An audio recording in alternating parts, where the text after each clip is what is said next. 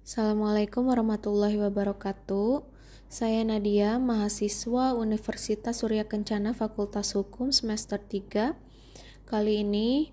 Pada kesempatan kali ini, saya akan mencoba menjelaskan tentang peran advokat dalam hukum acara pidana. Jadi, di mata kuliah hukum acara pidana ini, saya akan menjelaskan mengenai peran advokat. Nah, advokat ini adalah seseorang yang memiliki profesi untuk memberikan jasa hukum kepada orang di dalam pengadilan, atau disebut juga seseorang yang memiliki izin praktek beracara di pengadilan seluruh wilayah Indonesia. Kemudian, tugas dan fungsi advokat ini dapat berperan sebagai pendamping, pemberi advice hukum, atau menjadi kuasa hukum untuk dan atas nama kliennya.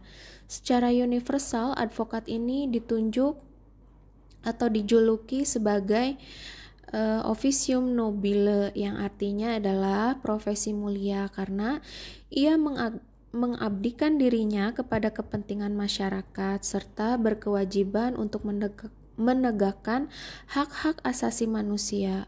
Advokat juga harus berfungsi untuk melindungi hak-hak konstitusional setiap warga negara dan wajib memberikan bantuan hukum bagi orang yang kurang mampu atau tidak mampu beracara di pengadilan, baik itu di dalam pengadilan maupun di luar pengadilan. Jadi, fungsi advokat ini sudah tertera pada Undang-Undang Dasar tahun 1945. Baik, saya akan mencoba menjelaskan tentang hak dan kewajiban advokat. Yang pertama, advokat ini bebas mengeluarkan pendapat atau pernyataan dalam membela perkara yang menjadi tanggung jawabnya, akan tetapi tetap berpegang pada kode etik, profesi, dan peraturan perundang-undangan. Kemudian, advokat ini tidak dapat dituntut baik secara perdata maupun pidana dalam menjalankan tugas profesinya dengan itikat baik membela kliennya dalam sidang pengadilan. Kemudian, di dalam menjalankan profesinya ini, advokat berhak memperoleh informasi, data, dan dokumen lainnya dari instansi pemerintah maupun pihak lain yang diperlukan untuk pembelaan kliennya sesuai dengan peraturan perundang-undangan. Advokat juga wajib merahasiakan segala sesuatu yang diketahui atau diperoleh dari kliennya karena hubungan profesinya ini, kecuali ditentukan oleh undang-undang.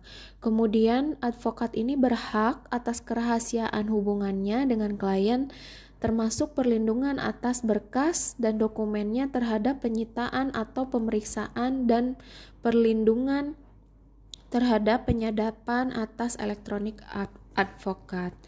Nah, di sini ada juga larangan untuk advokat, yaitu di dalam menjalankan profesinya, advokat ini dilarang membedakan perlakuan terhadap klien berdasarkan jenis kelamin, agama, politik, keturunan, ras, atau latar belakang sosial dan budayanya. Advokat ini dilarang memegang jabatan lain yang bertentangan dengan kepentingan tugas dan martabat profesinya. Kemudian, di sini advokat yang menjadi pejabat negara tidak melaksanakan profesi advokat selama memangku jabatan tersebut. Artinya, selama advokat menjadi pejabat publik, ini sependek pengetahuan saya ya, selama advokat menjadi pejabat publik, maka ia tidak boleh menjalankan pekerjaan sebagai advokat. Misalnya, ia tidak boleh mendampingi klien di dalam pemeriksaan di hadapan penyidik atau mewakili klien di dalam pengadilan. Nah, kemudian di sini mengenai bantuan hukumnya, advokat ini wajib memberikan bantuan secara cuma-cuma kepada pencari keadilan yang tidak mampu. Nah, sekarang saya akan bicara tentang peran advokat di dalam hukum acara pidana. Dalam KUHP, ini ada ketentuannya tentang advokat, yaitu dalam pasal 54 dan pasal 56 KUHP.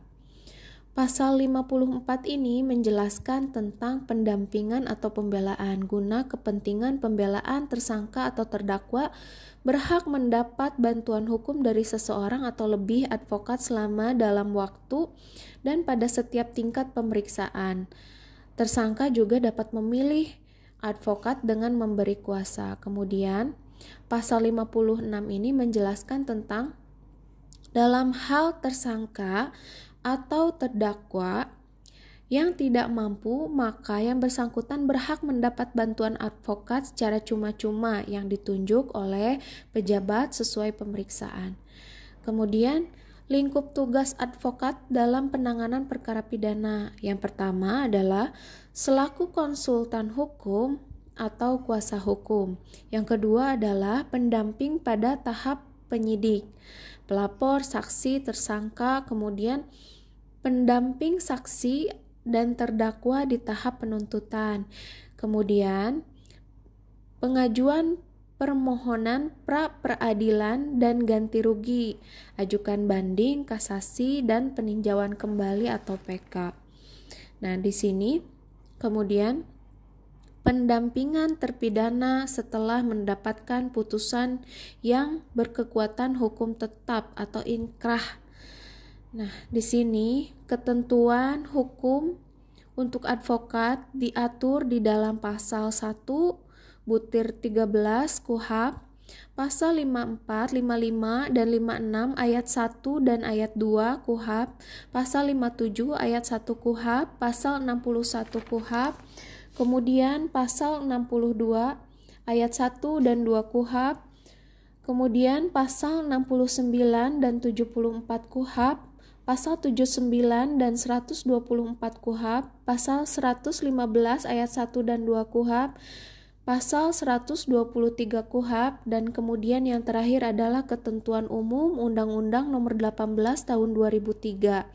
Di sini Undang-Undang Nomor 18 Tahun 2003 ini berisi atau menjelaskan tentang sebelum melaksanakan tugas selaku advokat mendapat kuasa dari pemberi kuasa atau saksi atau tersangka atau penunjukan dari penyidik, penuntut, atau ketua pengadilan. Kemudian, advokat ini berwenang atau dapat berpraktek di seluruh Indonesia setelah diangkat atau dilantik oleh asosiasi advokat.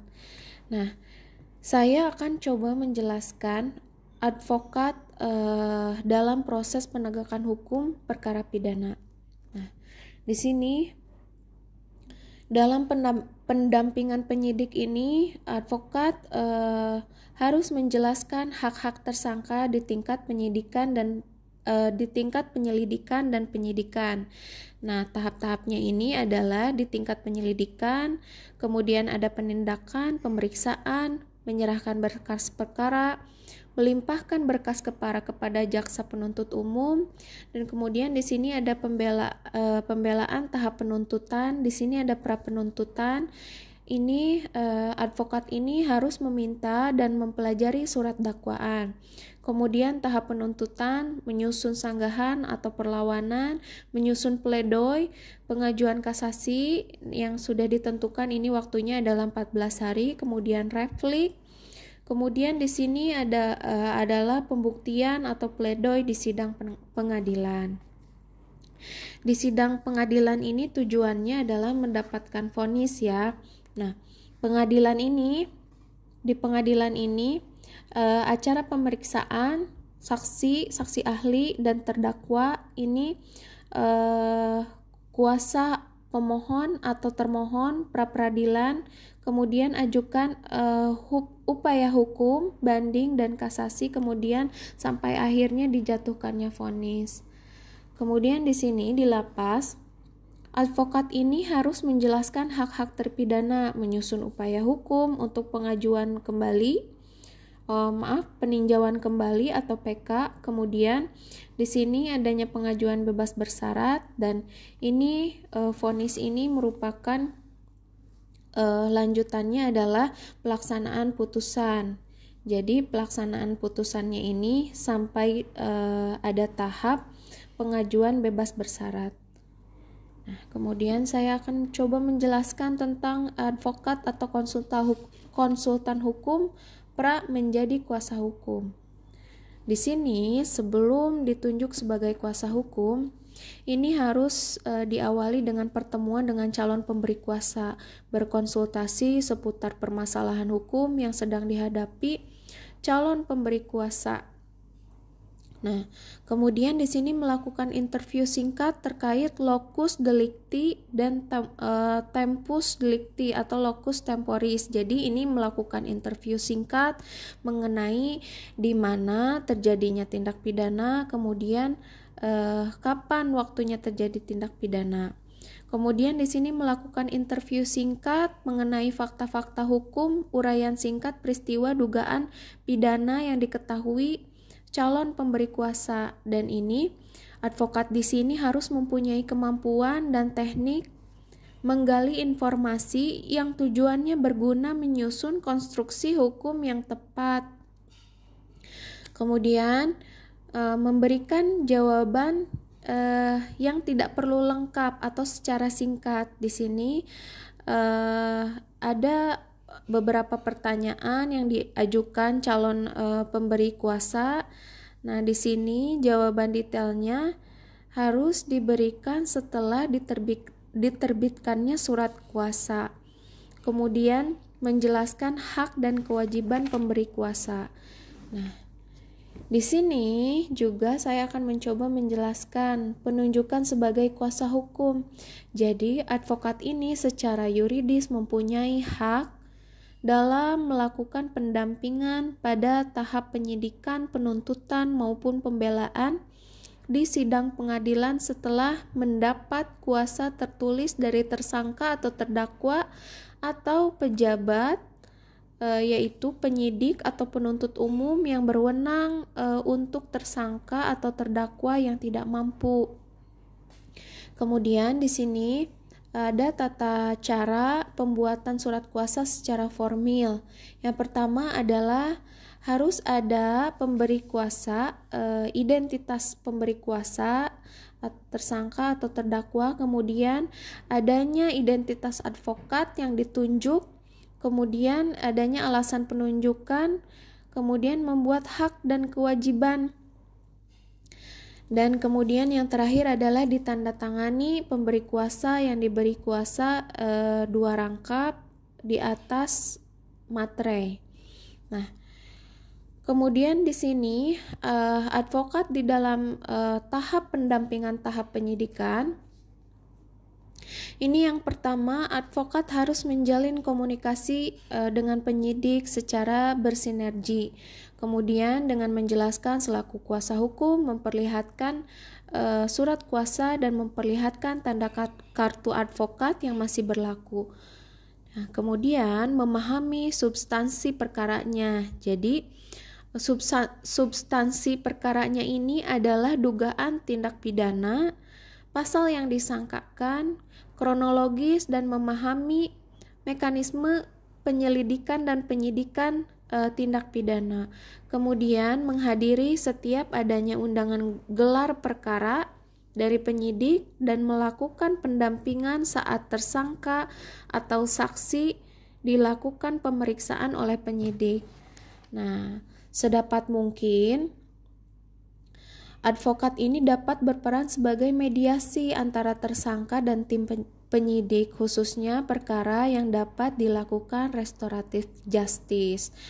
Kemudian di sini menjelaskan hak-hak tersangka di dalam tahap penyidikan dan meminta SP2HP, yaitu surat pemberitahuan perkembangan hasil penyidikan, kemudian melakukan upaya hukum lainnya sesuai dengan kondisi dan kebutuhan, kemudian mengajukan protes atau memohon perlindungan hukum bila dirasakan ditemukan dugaan penyidik yang arogan atau melampaui kewenangannya. Nah, di sini ada Advokat di dalam tahap penuntutan, yang pertama di sini adalah menjalin komunikasi dan mencari tahu siapa JPU-nya atau jaksa penuntut umumnya. Kemudian, meminta surat dakwaan untuk menyusun jawaban atau sanggahan atas dakwaan yang dimaksud. Kemudian, pendampingan saat pelimpahan tersangka dan barang bukti dari penyidik ke jaksa penuntut umum dan dari jaksa ke pengadilan. Kemudian, bila mana tersangka dilakukan penahanan oleh jaksa penuntut umum, advokat wajib mencari tahu di lapas mana atau di kamar atau di bloknya di mana. Kemudian di sini pendampingan setiap tersangka dipintai keterangan. Kemudian mendampingi dan menghadiri setiap persidangan, menyusun dan pembacaan pledoi, mendatangkan saksi atau saksi ahli yang menguntungkan terdakwa. Kemudian melakukan upaya hukum lain yang diperlukan sesuai dengan kondisi dan keadaan dengan pedoman aturan hukum yang berlaku. Nah, kemudian di sini adalah peran advokat di dalam persidangan. Jadi, advokat ini sama harus mengenali dan cari tahu siapa panitranya dan majelis hakimnya. Kemudian mempelajari surat dakwaan, kemudian menguasai teknik bertanya atau ajukan pertanyaan terhadap saksi atau saksi ahli dan terdakwa, kemudian memahami mekanisme acara sidang perkara pidana. Kemudian di sini advokat mengajukan replik, ajukan putusan sela bila dipandang atau diperlukan untuk kepentingan klien. Kemudian di sini dalam persidangan advokat harus aktif. Kedudukannya advokat ini sama dengan jaksa penuntut umum. Nah, kemudian advokat juga dapat mendatangkan saksi ahli atau saksi adecar. Saksi adecar ini adalah saksi yang meringankan terdakwa atau tersangka. Kemudian yang terakhir adalah ajukan banding dan kasasi sesuai dengan kondisi dan keadaan bila diperlukan dan sesuai dengan kebutuhan setelah koordinasi dengan terdakwa. Baik, itu kiranya yang saya dapat sampaikan tentang peran advokat. Terima kasih atas perhatiannya. Wassalamualaikum warahmatullahi wabarakatuh.